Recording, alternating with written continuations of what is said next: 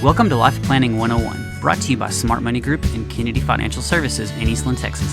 Tune in every week as we share important information to help you and your family live life on purpose. Insurance, investments, legacy and tax planning, and much more. All covered now on Life Planning 101. This is Matt Ervin and Aaron Kennedy on another episode of Black and White Market Minute on Life Planning 101. Another game of Where in the World is Aaron? He's off today on the road again. So Aaron, why don't you tell us a little bit about what you're doing today? Man, that makes me sound bad that I'm going all the time. No. I'm in the big city of Haskell, Texas. My son is playing in a basketball tournament, and that started yesterday. Didn't get to watch him yesterday, so we came out here to see him play. He just started. He's starting for the team now, so pretty exciting times. We all wish him the best of luck on the rest of the tournament. But let's go ahead and get started in. So Aaron, we've had kind of an exciting week, a little bit of Fed speak, a little bit of indicators coming out. Tell us what's going on. There's been a lot of stuff that's happened this week, and talk about being volatile. I think the market's up, maybe flat, up 1% or so for the week, but that's on top of a huge day yesterday. I think the NASDAQ was up 4.5%. S&P was up big, and it just basically ended flat. So lots of movement. But a lot of this volatility is coming directly from the Fed. Powell came out and said absolutely nothing different than what he's been saying. He said interest rates probably have to go higher than we are expecting, but he said inflation, it looks like inflation was headed in the right direction. So the market reacted like we're going to reverse interest rates and start bringing those down. I don't see that happening. I don't think the Fed pivots. I think the Fed does slow down and they start raising it 50 basis points or 25 basis points, but interest rates are still going up, and there's really no way around that. They reiterated on jobs. They're really looking for weakness in the job market, and guess what happened?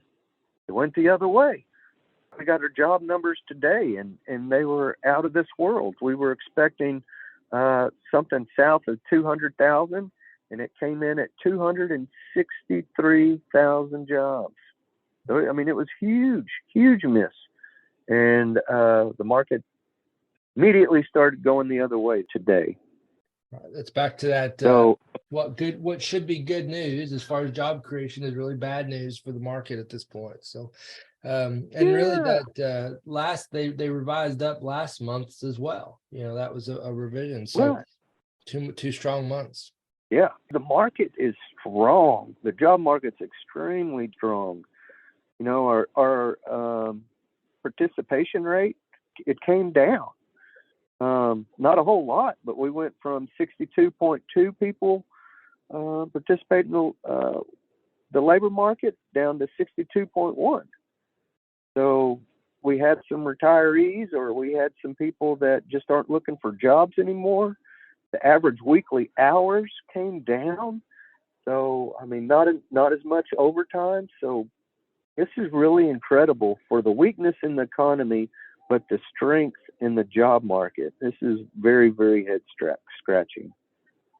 Well, and too, we talked about it on Monday on our longer episode, but we talked about some of the headline layoffs that are coming and in the works, and so many jobs will be let go by the end of 2023. But we also see spending still going up, and consumer credit is still increasing. So it's a lot of things. It's almost like people just don't believe it can be true. They don't believe that the market's going to go down. They don't believe that they're going to lose their job, but it's like they forgot that recessionary times, those things are very real. Yes. Just look at the market. The market wants to go up so bad. It is really wanting to go up. Just look at yesterday, how big of a pop that is. And it doesn't make sense, because most people are calling for a mild recession next year. But if unemployment numbers start to move, that's not something that you can dial in. once people start losing their jobs, it escalates and gets worse and worse. You know, the Fed can't say, hey, I want our unemployment rate to be at 5 and we're going to stop there. So if this is what the Fed wants, we're probably going to go way past what they're expecting. And the market doesn't care. Like you said, workers don't care. They think this is going to be a quick turnaround. It's kind of funny is to think about COVID. That was one of the most drastic market drops in that amount of time in history. And then on top of that, we had the most dramatic, drastic recovery of all time. And people look at the market as that. Hey, it'll bounce back tomorrow. So well, it's going to get interesting. There's a lot of things different. I still know that, you know, even like with us, there's still a fair amount of cash on the sidelines, but it's not the same kind of cash that was on the sidelines during COVID. You know, that was a lot of personal cash that people had, excess savings. And now, you know, you might have some built into your model. Institutional guys or people like ourselves have kind of dry powder, but that's not the same kind of cash that's going to cause that amazing recovery like was it April of 2020. You know, that's just not that may or may not ever be repeated again. Right. That's exactly right.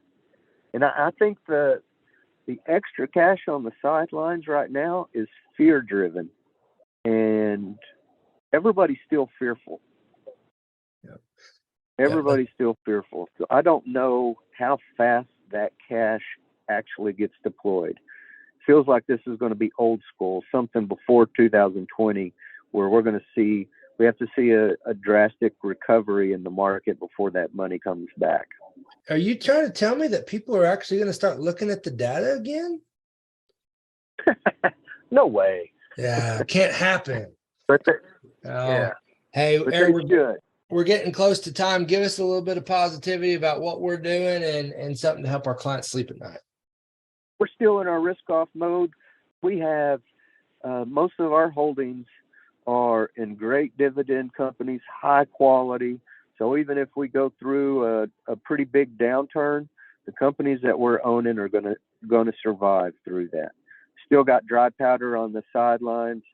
Almost everybody should have somewhere between 17 to 20% ready to go.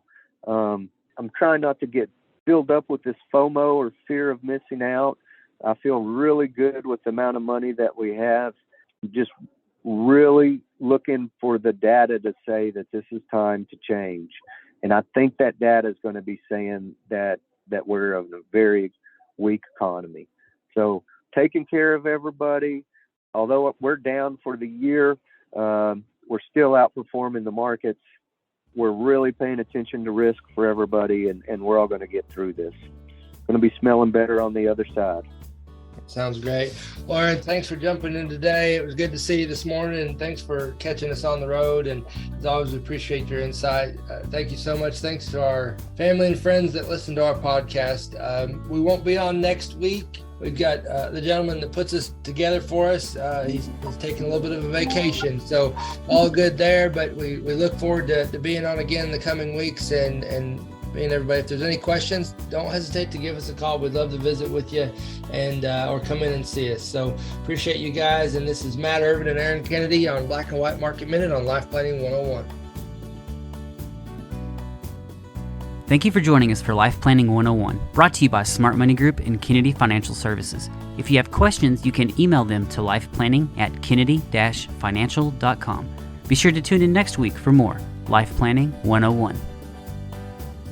The opinions expressed herein are those of the firm and are subject to change without notice. The opinions referenced are as of the date of publication and are subject to change due to changes in the market or economic conditions and may not necessarily come to pass. Any opinions, projections, or forward-looking statements expressed herein are solely those of the author, may differ from the views or opinions expressed by other areas of the firm, and are only for general informational purposes as of the date indicated. Securities offered through Calton and Associates Incorporated, a registered investment advisor, member FINRA SIPC. Investment advisory services offered through Smart Money Group LLC. Kennedy Financial Services and Smart Money Group LLC are separate entities and are not owned or controlled by Calton and Associates Incorporated.